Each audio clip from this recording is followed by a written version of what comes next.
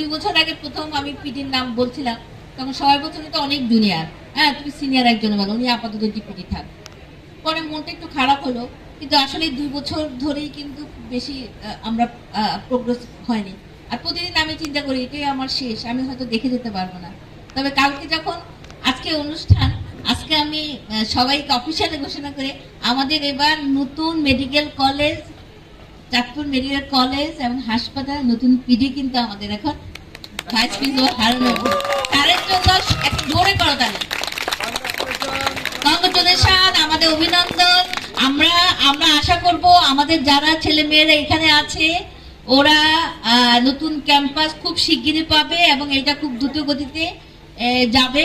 আমরা আশা করি আমরা ফিউচারে কিন্তু ফাল্গুনী উৎসব ওখানেই করব। আমি শুরু থেকেই মেডিকেল কলেজের সাথে যুক্ত আছি।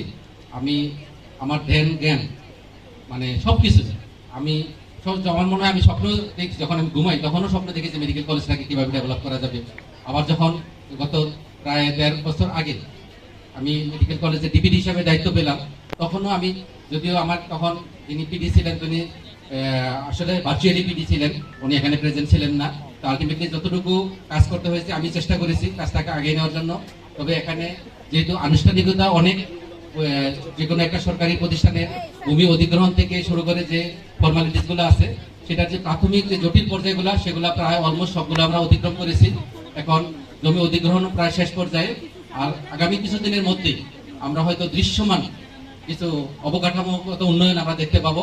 তো আশা করি আমার সম্মানিত সহকর্মীবৃন্দ, আমার সম্মানিত অধ্যক্ষ ম্যাডামের সার্বিক নির্দেশনায়, আমাদের সহকর্মীদের সহযোগিতায় এবং অত্র এলাকার যারা শুভানুধ্যায়ী আছেন, বিভিন্ন রাজনৈতিক দল থেকে শুরু করে বিভিন্ন সংবাদ মিডিয়া, সবাই মিলে যদি আমাকে সর্বতভাবে সহযোগিতা করেন, আমি স্মুথলি এই কাজটা এগিয়ে নিতে পারবো।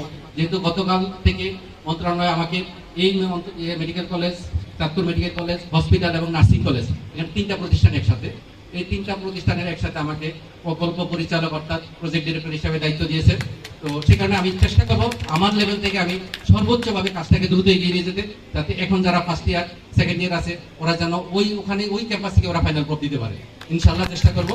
এবং অন্যান্যরা যারা একটু সিনিয়র আছে তারা হয়তো ওই ক্যাম্পাসে সরাসরি যেতে পারবে না, কিন্তু ভবিষ্যতে যেন আইসা তারা খুব অল্প সময়ের মধ্যে তাদের নিজস্ব ক্যাম্পাসে এবং পরবর্তী যে চামেকটি হবে, কারণ যারা এই ক্যাম্পাস থেকে যখন চলে যাবে চামেকটা তারা তত বেশি ফিল করবে।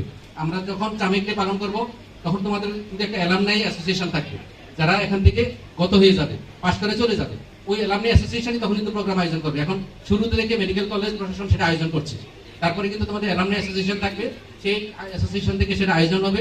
তোমরা যারা পাশ করে চলে যাবে তারাও আসবে, আর যারা প্রেজেন্ট আছে তারা তো থাকবে। তো ভবিষ্যতে এই নতুন ক্যাম্পাসে সবকিছু ইনশাল্লাহ হবে। তো তোমাদের সকলের জন্য শুভকামনা রইল। তোমরা আমার জন্য দোয়া করবা যাতে আমি তোমাদের সকলের সহযোগিতা এবং তোমাদের আশীর্বাদে আমি কাজটা দ্রুত এগিয়ে নিতে পারি। সকলের সহযোগিতা কামনা করছি। ধন্যবাদ।